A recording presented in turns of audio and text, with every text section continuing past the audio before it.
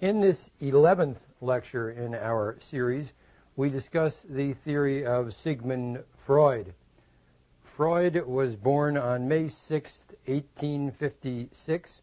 This was the same time that Marx was living at Dean Street in London. So that makes Freud 38 years younger than Marx. They never met, but they had a magnificent dialogue, a profound dialogue on the nature of human nature that includes many of the topics that we discussed in the last lecture. Work, for example. Marx and Freud in this dialogue offer perhaps the two great contrasting philosophies of the modern period. Yet before we trace these contrasts, and the contrast will be the subject of our lecture, we must note their similarities.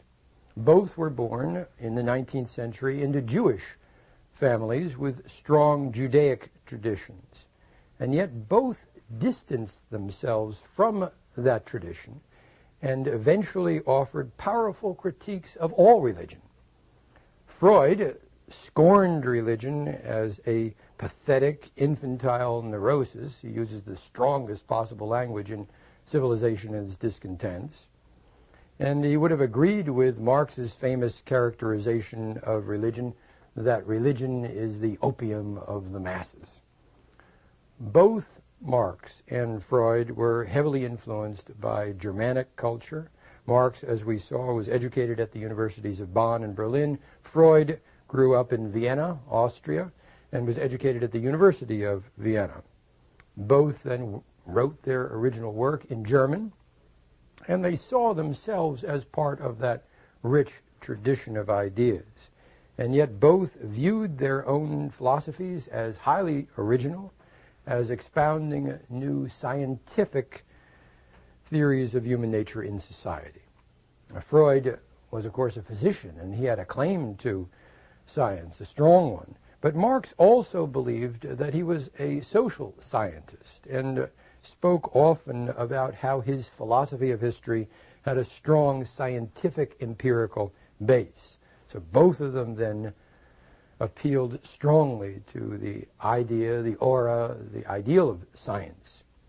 And finally, though, for all their claims to science, both their philosophies are inspired with a deeply moralistic view of humanity.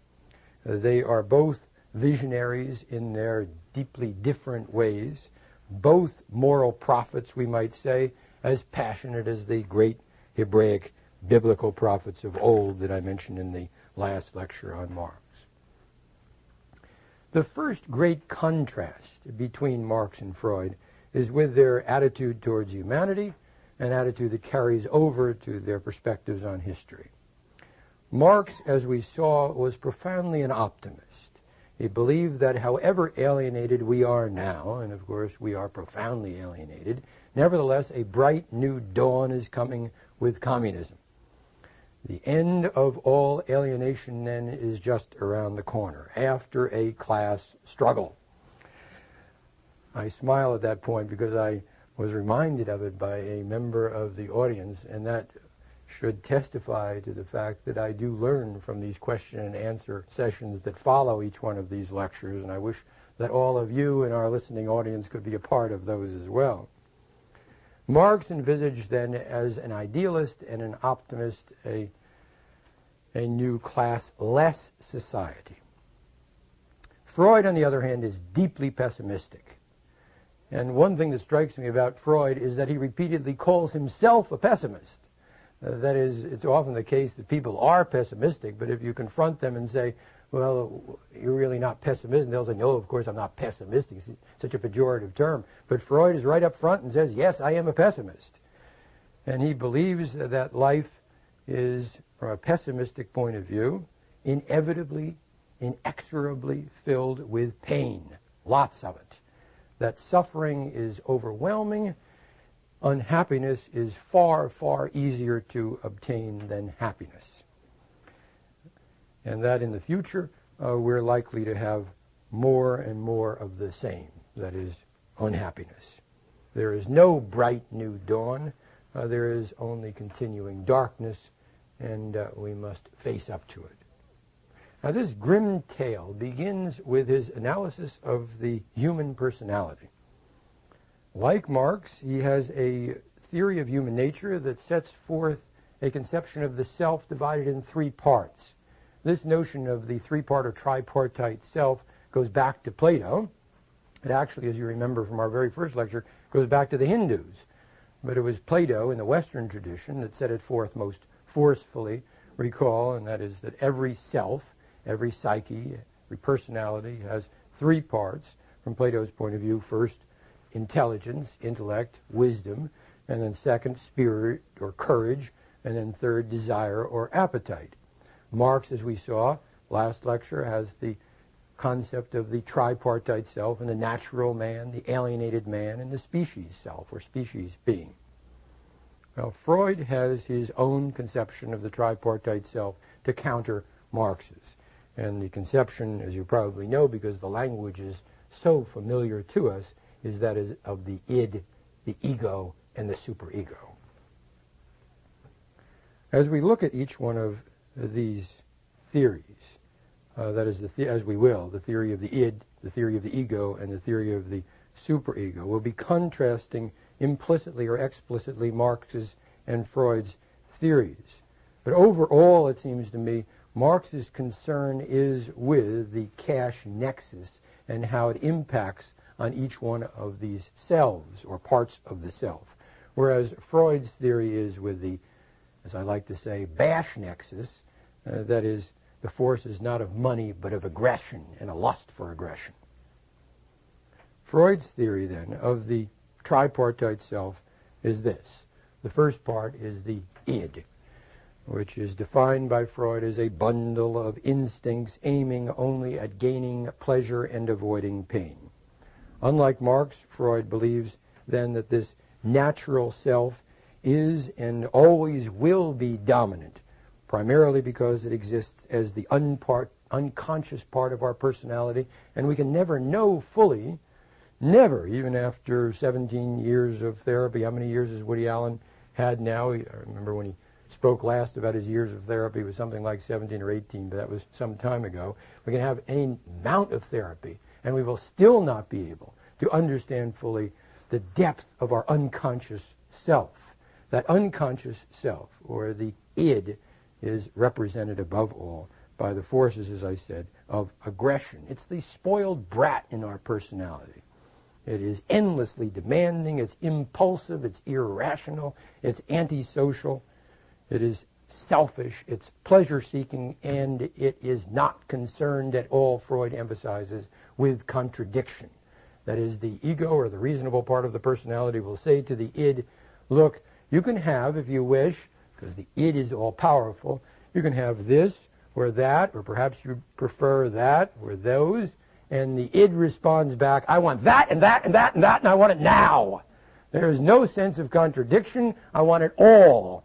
So the id, which can never possibly be fulfilled, is constantly making demands on our personality for more and more pleasure, that pain must be avoided. It wants it all. In the id, then, the instincts of sex and aggression are deeply fused. And as Freud got older, he stressed more the instinct of aggression, so that in his work that I want to focus on in a few moments, Civilization and Its Discontents, written in 1929, that work is his magnum opus on human nature and society, civilization, as it applies especially to the concept of aggression. His personality theory, though, is perhaps expressed earliest and best in his new introductory lectures on psychoanalysis.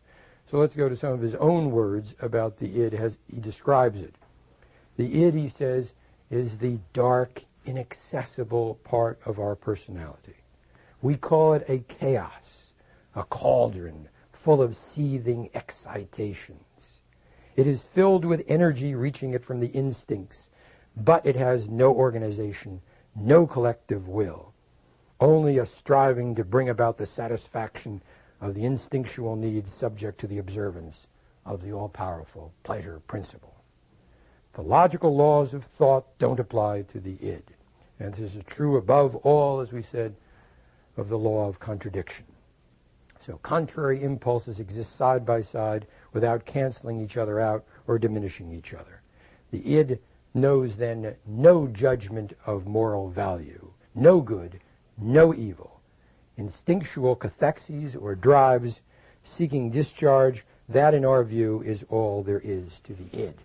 Now that's Freud's then description of this most powerful part of our personality that exists in the unconscious. Now the second part of our self is the ego. And this term is invariably misleading because, at least on college campuses, and I think generally, we continually refer to a person as a big ego. Well, that connotes something about the ego that Freud did not intend, and that is that when an individual has an inflated view of herself or himself, that speaks to the power of the ego. In fact, the ego, in Freud's theory, is not at all proud and inflated. It's cautious. It's commonsensical.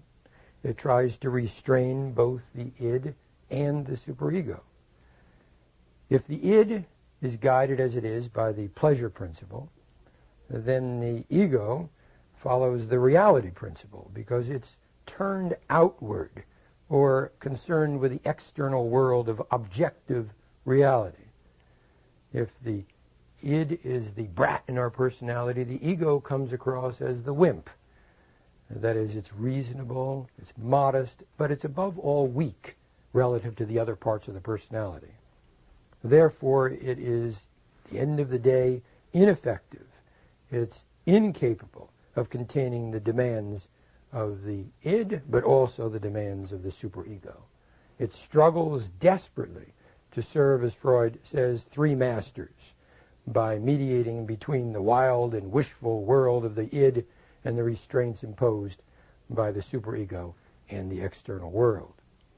So the ego is, in Freud's terms, the broker, the negotiator, the conciliator, in a terrible position because without power.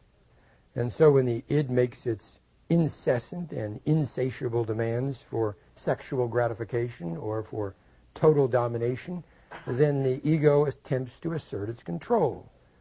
But in this task, the ego is always embattled and besieged, two words that Freud likes. Inevitably, then, at a terrible disadvantage because it lacks superior power. It tries to call out for help from the superego against the id, but it's usually punished for this by the superego. To take Freud's own words about the ego is, he says, invariably turned towards the external world.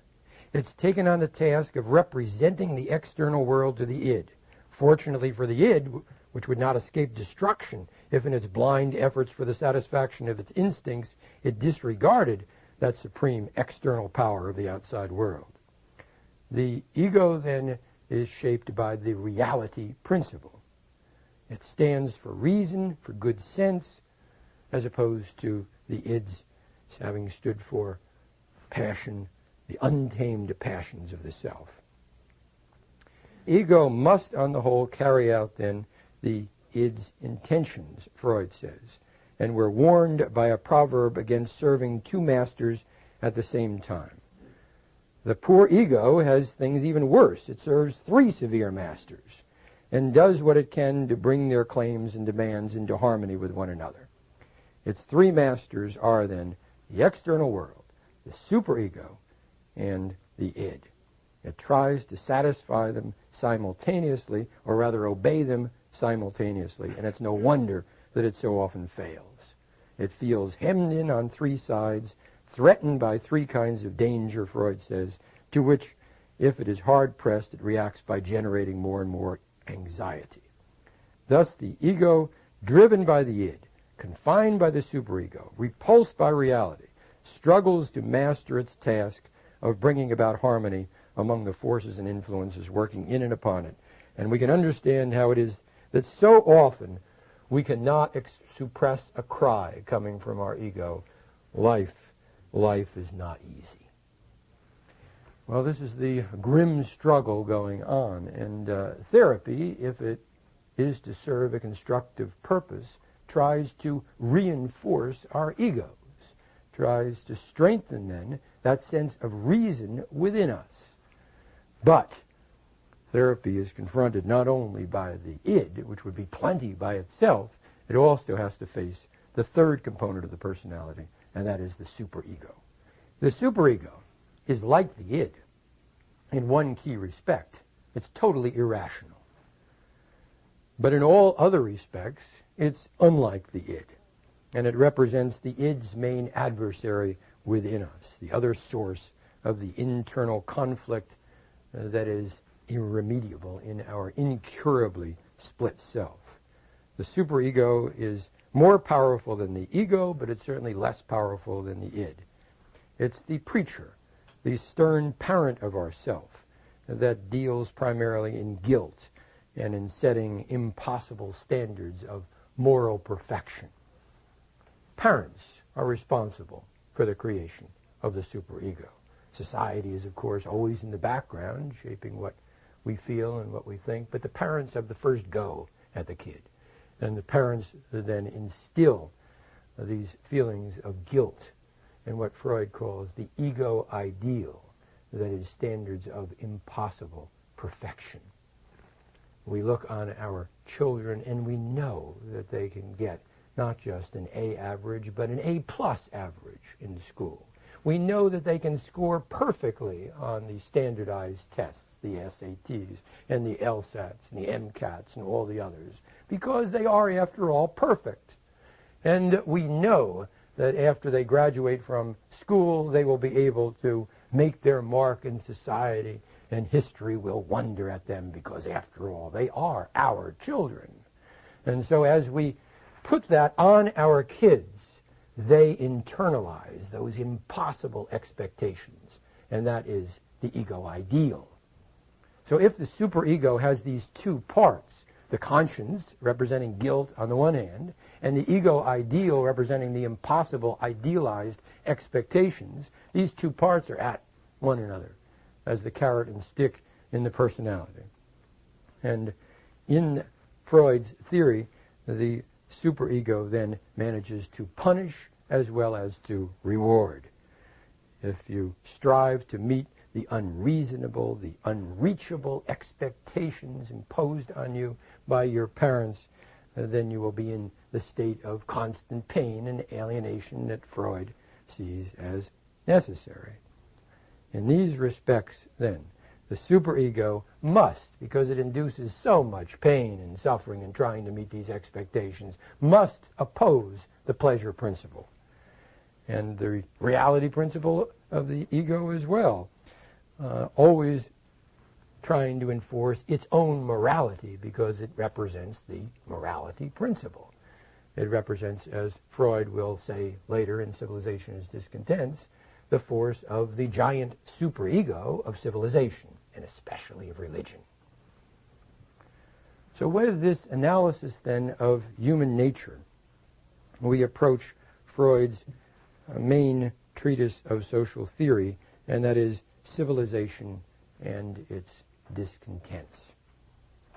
The original title, and I think the original is perhaps less poetic but better, was simply Unhappiness in Civilization. That's a more direct title because it is a book about the sources of our unhappiness. And once again, to Freud's credit as a theorist, he can write so much about unhappiness and still be a bestseller, as it has been repeatedly in psychoanalytic theory. It's an attempt, an honest attempt, to diagnose, as a physician might, the sources of suffering. And it's diagnosed on a grand scale. In the opening chapters of Civilization and Its Discontents, Freud examines the sources of our pain and how we struggle most ineffectively to cope with this pain. And I think that these are among the most powerful passages.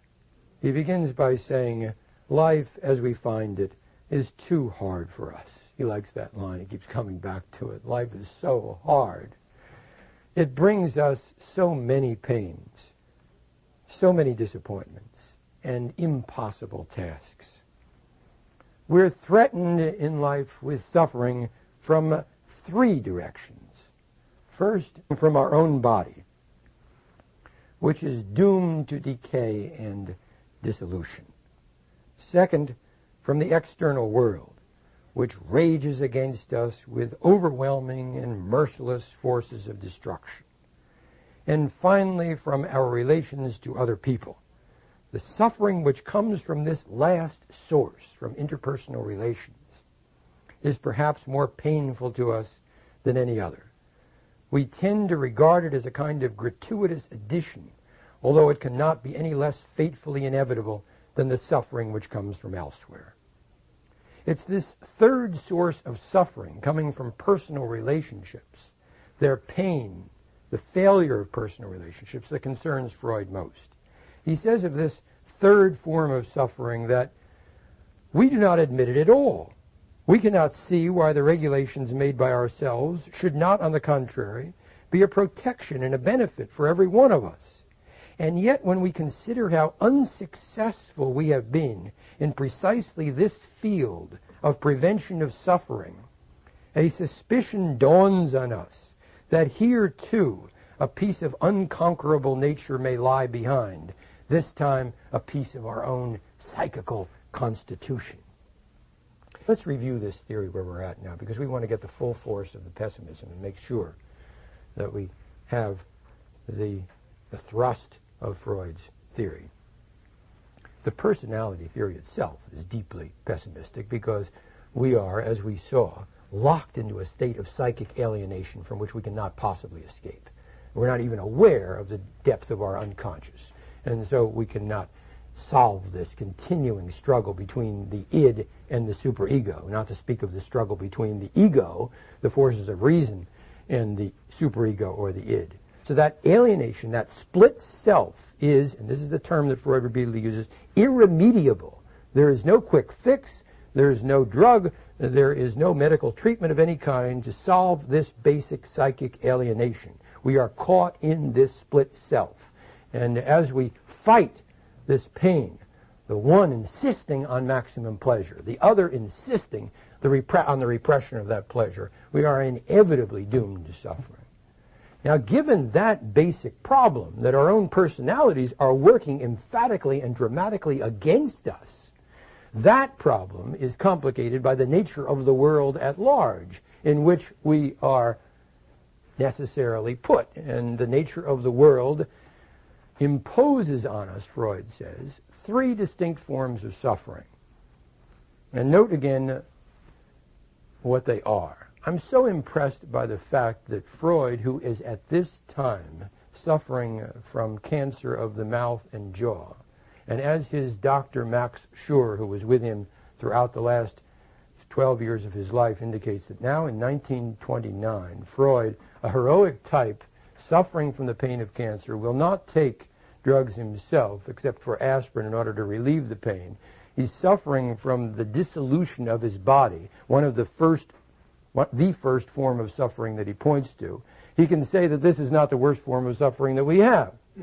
That is, we are threatened with suffering from our own body, doomed to decay and dissolution, but as he is experiencing the decay and dissolution, he is not saying, this is the worst. The second type is not the worst either. The second is fate, as he says, the slings and arrows from the external world which rage against us with overwhelming and merciless forces of destruction. That is, the forces in that outside world that we encounter necessarily the outrageous fortune of that world. If the slings and arrows were not enough, combined with a necessary physical dissolution, the third form of suffering, he says, is the worst. And that's what he's concerned with most. And that is the interpersonal form of suffering. The suffering that we cause one another necessarily and inevitably. That's the source of the most excruciating pain. And as we reflect on our, Freud says, inability to resolve this problem that we cause so much pain to one another, that kind of pain, that kind of suffering, dramatically portrayed in the example of Kitty Genovese that I mentioned last time, the ruthless, aggressive nature of ourselves, but portrayed in any number of cases. And on my mind now is the horrific case of child abuse that happened in New York City just recently by Elisa Izquierdo, 6 years old, and her mother tortured her and then killed her. Allegedly, she hasn't been convicted of the crime, but it seems so. At 6 years of age, recalling the earlier case of Lisa Steinberg. Remember in 1987, the young 6-year-old who was killed by her father. Now, these dramatic examples are only the tip of the iceberg. Freud is not speaking of the episodes that get written up on the front page of the New York Times. Freud is talking about the ongoing, inevitable nature of the way in which we cause pain among ourselves in our most intimate interactions. Pain that occurs among loved ones. And as that pain is inflicted in an argument, in a dispute, in a cruel remark, we often say immediately after, God, how could I have said that? But I won't say it again. And then sure enough, the same kind of comment appears the day or the week or the month later. And so we go to the sorest spot of that person's personality and rub the salt in. Now, how is it that we've learned how to do that so well? So that one kind of relationship will fall to another kind of relationship, to another, and they'll all be characterized by that mutual sense of cruelty and destructiveness. That's Freud's problem. And his answer is that the reason for this is that in our unconscious we want to hurt other people desperately. And it's not just that we want to hurt them, we get pleasure, immense pleasure, from inflicting pain on others. We will not admit that to ourselves. If we admit it to ourselves at all, then we'll be punished by the superego, by the guilt, forces of guilt and the ego ideal. But as we come to terms with this, after one relationship after another fails, then we have to conclude with Freud that this is a piece of our own psychical constitution. A piece of our own psychical constitution deeply buried there. We cannot escape it any more than we can escape the physical decay that accompanies our physical constitution. Faced with this degree of suffering, this inevitable suffering that we cannot then elude, we try desperately to cope with life's pains, and Freud, in the beginning of Civilization's Discontents, quite movingly, I think, tries to give us his view of the coping mechanisms, the pathetic coping mechanisms that we generate to cope with our life's problems, with the pain, with the suffering all around us. Now, these three ways of individual coping begin with intoxication. Intoxication, drugs. Intoxication of all kinds of drugs. This is the crudest, Freud says, and the most physically injurious way of hurting ourselves. And Freud, after mentioning that as a coping mechanism, as one of the most effective coping mechanisms for a short period of time, then moves on to say, well, that clearly can't be a solution. It can only be another problem. So the second is that Freud says of isolation. We can try to remove ourselves from all these people that are causing the pain. And Freud says that historically this has been generated as the solution in India, for example, who advocates, remember in the first lecture, the ideal of vanaprastha, which means literally forest hermit. One goes off away from one's family to the forest and tries to discover the truth. Freud says there's a reason for this. We flee to the forest because we're trying to get away from all that pain. And hopefully in the forest, in a state of isolation, we will be able then to kill the basic instincts. That is, no sex. We will not be able to gorge ourselves on food. We will then limit the way in which these instincts can cry out to us for satisfaction. This killing of the instincts that Freud finds then in Eastern religions, as he says, is one way of solving the problem. We don't want to experience the excruciating agony of a love relationship, we remove all possible love objects, all possibility of sex, and therefore kill that instinct as far as it can be. But of course it can't be. It's repressed, and from Freud's point of view, will constantly then reassert itself, so that's no solution. Anyway, even if it were possible to kill the instinct, we would be killing a large part of our humanity. Is that the way we want to live, in a state of isolation? But we're stuck. There's a double bind. We must live in society, most of us, but in living in society, we're doomed to continual suffering. It's society that causes the problem. Now, the last of the coping mechanisms is the one that Freud spends most time on, that is sublimation. A sublimation, which means, from Freud's point of view, the expression of a powerful, aggressive, destructive impulse, somehow in a way that is socially acceptable. So we take socially unacceptable instincts and we express them in acceptable ways. Obviously, the kind of example that comes to mind is sports. An individual really wants to take a baseball bat, find his nearest enemy, and club him over the head with it, but instead of that, he goes onto a sports field, hits a home run, a grand slam in a World Series game, ideally, perfectly, and he gets immense satisfaction from that. Now that is sublimation, and it occurs in a variety of forms. Love is a form of sublimation. What really is the root of love? Clearly, lust. That is the aggressive desire to satisfy oneself. Lust in the form of domination and rape and all of the rest. That's what we identify with clearly with the instinct of the libido. But what do? We turn it into the form of romantic love. And romantic love then idealizes a basic instinct which is socially unacceptable. Romantic love then becomes sublimation. In each of these cases, when we talk about sublimation, Freud says, we have a basic instinct that demands satisfaction. It's socially unacceptable. We find a way to make it socially acceptable. But, the big but is, in making it socially acceptable, we do not ever get the same form of satisfaction that we would get out of directly satisfying that impulse. Nothing can possibly satisfy us more than taking the baseball bat and clubbing somebody over the head with it if he's their worst enemy.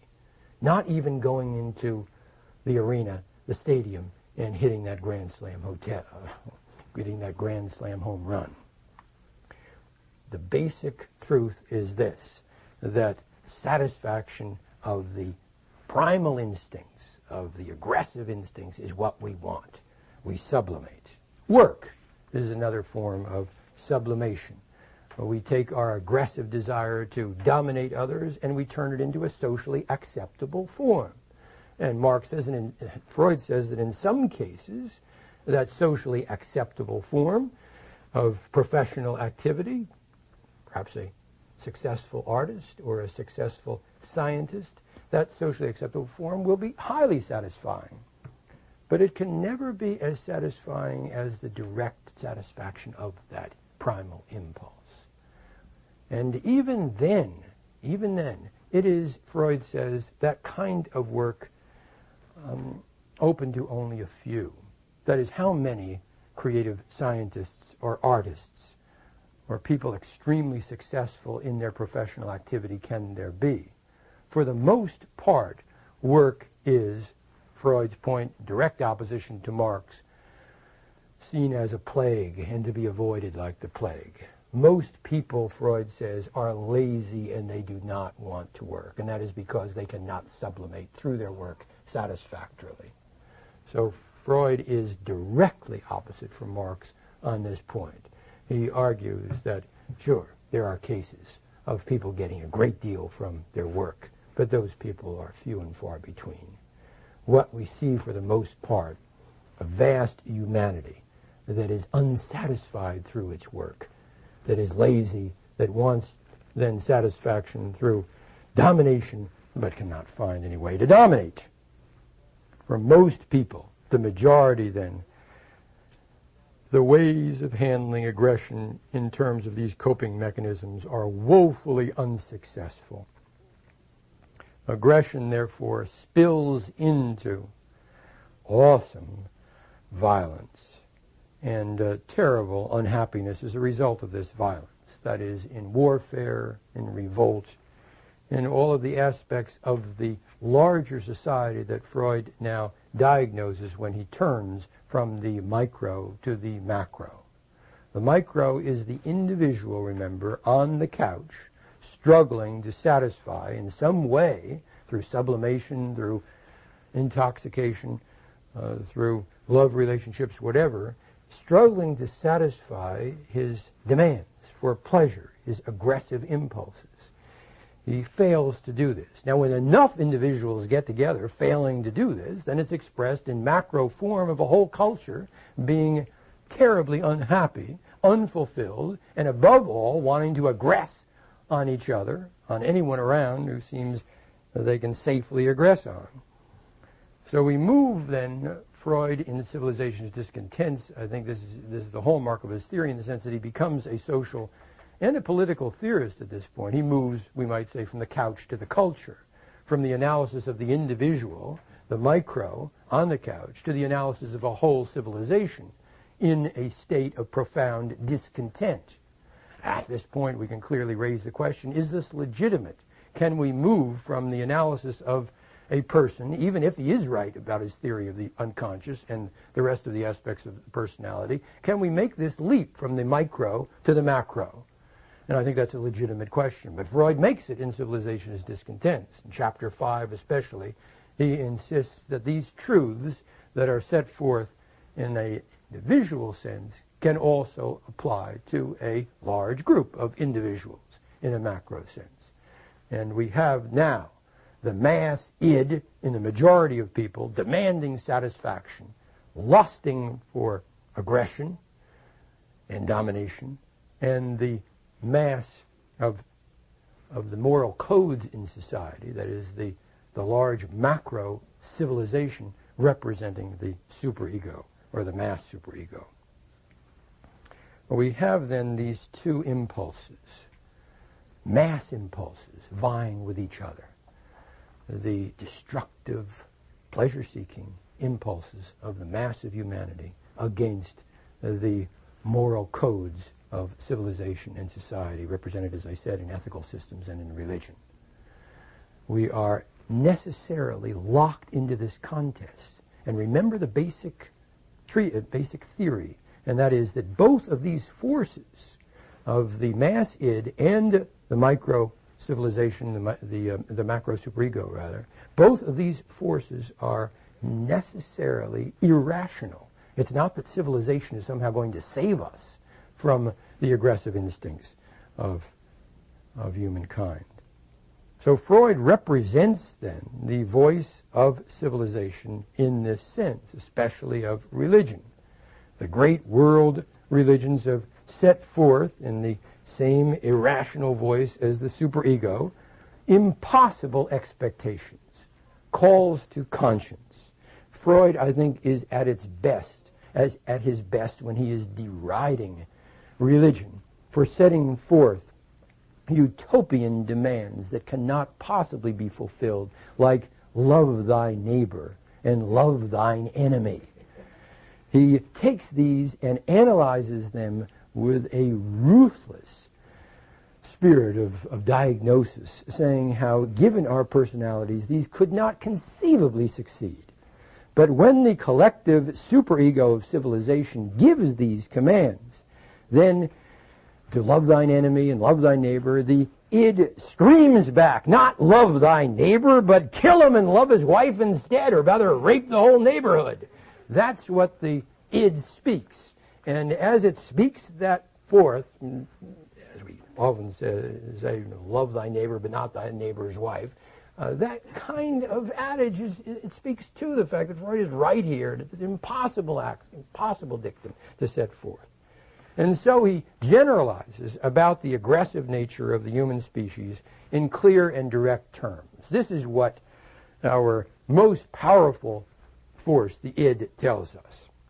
the element of truth behind, then, all of my theory, he says in Civilization is Discontents, which people are so ready to disavow, is that men are not gentle creatures who want to be loved, and who at the most can defend themselves if they are attacked. They are, on the contrary, creatures among whose instinctual endowments is to be reckoned a powerful share of aggressiveness. As a result, their neighbor is for them not only a sexual object, but also someone who tempts them to satisfy their aggressiveness on him, to exploit his capacity for work without compensation, to use him sexually without his consent, to seize his possessions, to humiliate him, to cause him pain, to torture and to kill him. Homo homini lupus. Man is a wolf to man. Well, there can be no more powerful and direct indictment of humanity than that. And that is the source of the pessimism. We are wolves to one another. I think it does a certain disservice to wolves. As a matter of fact, with the latest research that we know about wolves, they seem to be more benign than we had thought, maybe more benign than humanity. But at the time of this expression of Plutarch's, Homo homini lupus, it seemed as though we were vying in a state of mutual aggressiveness. We have then this problem.